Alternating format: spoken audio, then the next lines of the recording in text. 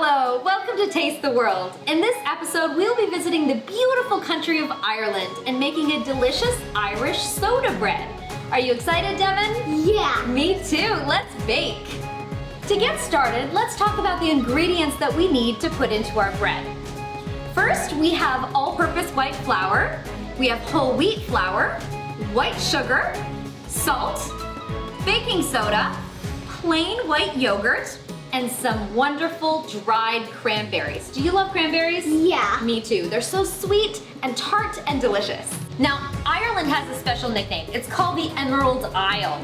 Emeralds are what color? Green. Green, yes! And Isle is a short name for island. So we have Green Island, Emerald Isle. And Ireland has so much green because it rains a lot. Every day that we were in Ireland, it rained and rained and rained and rained, right? Yeah. But we didn't mind because we had a cozy fireplace like most Irish homes, and everybody likes to gather around the fireplace, play games, and smell something very nice coming from the oven. It's the smell of Irish soda bread. And in just a few minutes, you're going to be smelling that at your house too. Okay, step one in making our Irish soda bread is to mix together all of our dry ingredients. Now, often when we're baking a recipe that is going into the oven, this is the first step that we do, is we take all the dry ingredients and we put them together and we mix them together into the bowl, okay? So let's start with our white flour. First thing, we're gonna pour our white flour into our bowl. Here we go. Great, now let's do our whole wheat flour.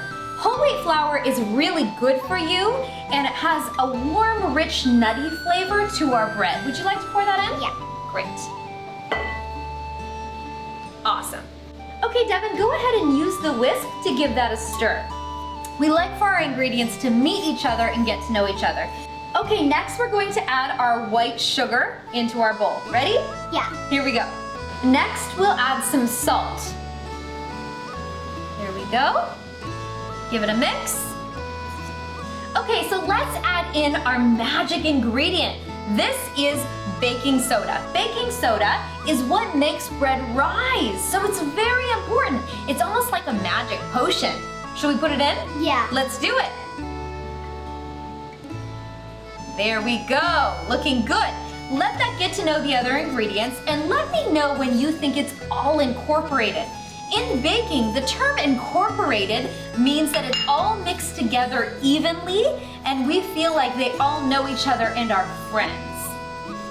Now, there is an ingredient here that I didn't put out because it has to live in the fridge and it's only happy when it's in the fridge. Now, because it's going into this very special baking recipe, we've got to keep it cold. Why don't you go to the fridge and pull out the white bowl and let's see what's inside. Okay. This is cold, diced butter cut up into beautiful little cubes. Now comes one of my favorite parts of this recipe. That's to take the cold diced butter, put it into the dry ingredients, and mix it together with our hands until we get little pea-sized balls. How fun is that? Fun. A little bit messy, but we're okay with messy, aren't we? Yeah. Let's do it. And you're looking for kind of a pea-sized little balls as we start to incorporate the butter into the dry ingredients. Really get in there, kids, and mix it with your fingers. Make it awesome. This is looking really good. Let's take a moment to wash our hands and then we'll add our final ingredients. Have you ever heard of St. Patrick? Yeah. Yes, St. Patrick is someone who's very important in Irish history. He wasn't actually from Ireland, he was from a nearby country called Wales, and he was taken as a slave to Ireland, later escaped, and then came back to Ireland in his later part of his life. But the Irish people really thought a lot of this guy, and they had a lot of respect for him. And so even today in lots of countries around the world, on March 17th of every year, we celebrate St. Patrick's Day. Can you think of a symbol that we often see to decorate our homes and our spaces on St. Patrick's Day? Shamrock. A shamrock, which is a certain kind of a clover. Now, the shamrock in Irish tradition is very, very special. It's thought to bring good luck, and it has become a symbol of the country itself. Lots of people think that the shamrock is the symbol of Ireland, but it's not true. The real symbol of Ireland is a musical instrument. What is it, Devin? A harp. A harp. Now the harp is what people see all around the world and they think of the country of Ireland. The next thing we want to add to our Irish soda bread is plain unflavored white yogurt. We're gonna put that in here and we'll give it a stir. And then finally, we are going to add our yummy, delicious cranberries. Ireland has a really fun tradition where they talk about fairy folk. These are fairies and gnomes. Do you know what a gnome is? Yeah. It's those guys with those green outfits, often have green outfits, and they have little red hats. You might have heard of leprechauns, which are said to be at the end of the rainbow holding the pot of gold. All of that is Irish tradition. So when I think about adding my cranberries to my Irish soda bread, I like to imagine that I've got a whole bunch of fairy folk in here and I'm putting them into my bread to give it some extra special magic. Okay, let's put our cranberries, our fairy folk, into our bowl and add some magic. Now we are ready to really put our dough together, and we are going to put it into our KitchenAid mixer, which we've already done. We'll turn it on, let it all get really nice and pulled together. Then we are going to flour our surface here and start to knead the dough and build it into a bread. Are you ready? Yeah. Another fun ingredient that you could put in here if you didn't have cranberries handy would be chocolate chips. Yeah. Any kind of chocolate chips, raisins, currants, any of that is delicious in Irish soda bread. So what's happening here is it's helping all of the butter mix together and make it into a dough. If you go to Ireland today, you will see thousands of castles all across the countryside. You'll see medieval castles from the 14th and 15th centuries. We visited Blarney Castle, Kilkenny Castle, Ross Castle. These are beautiful places where you can go and visit. A lot of them you can go inside and it looks a lot like a museum, but you can see how people lived and what they used to eat and where they slept and all of those wonderful things. Blarney Castle is one of my favorites. Do you remember Blarney Castle? Yeah. Blarney Castle is really not set up for people to live in. It's now a very old crumbling castle, but it is majestic. It's set in these incredible gardens. You can just walk for hours and hours in these rose gardens and across these hills. But if you climb all the way to the top of Blarney Castle, at the very tippity top is something called the Blarney Stone. Now there's a whole story around that which you can go and research because we don't have time for it here. But the Blarney Stone is supposed to be really good luck if you lie down backwards and kiss the Blarney Stone hanging upside down. Okay, Devin, go ahead and sprinkle some flour. Whenever you knead a bread, it's important to flour your surface first. So we don't need all of that, but just put some of it on here. Oh, yeah, there we go. And then we're gonna spread it more. More, Devin, more. There we go. Let's put a lot more on there.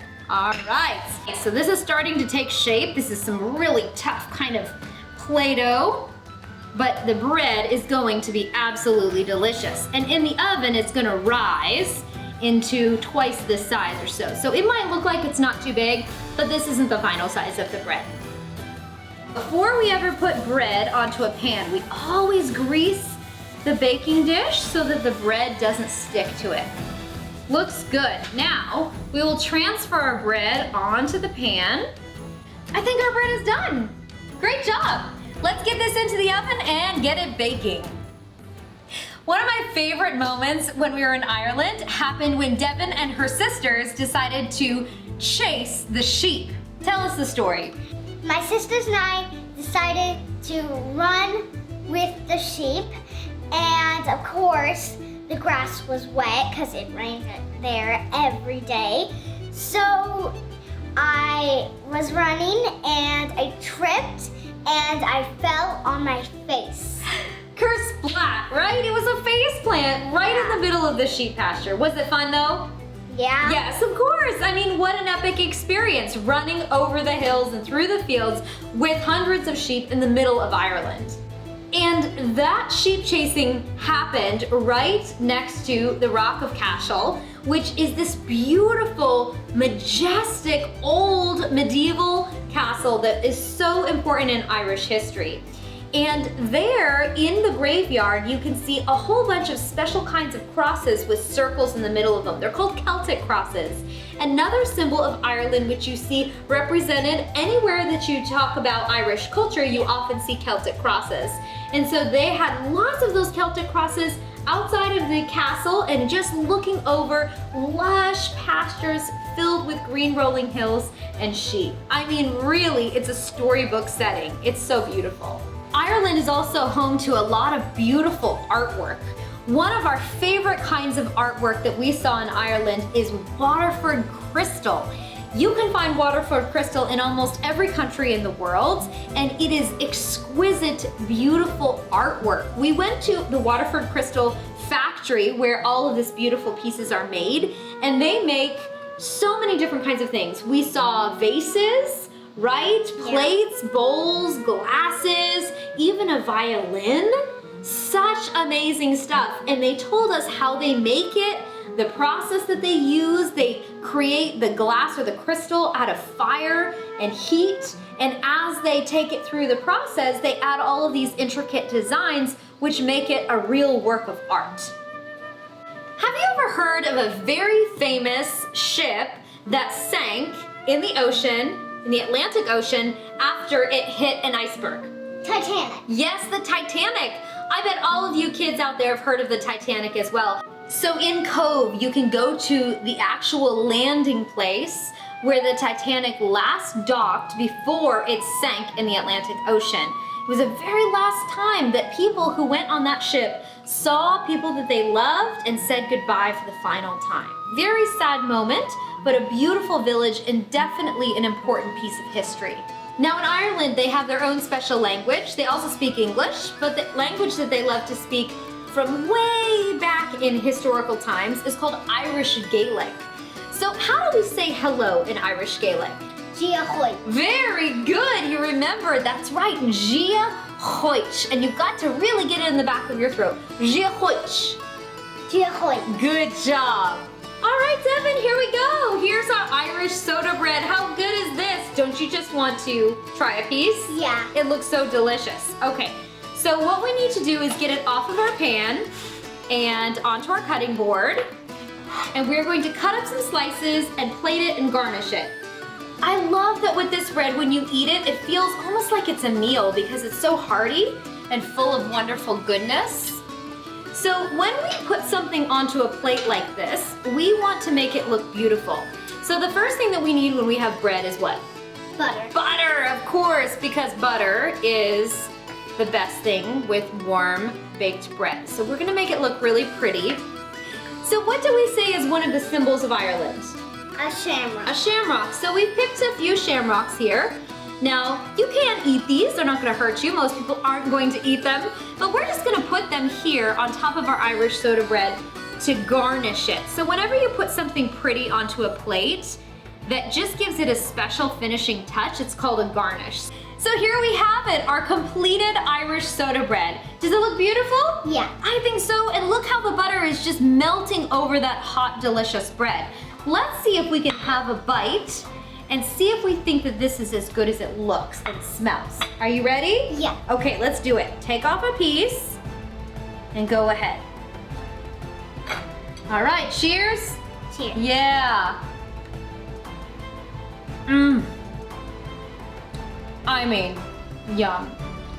So good. Now, in Ireland, traditionally, they will drink this with a cup of hot, steaming tea.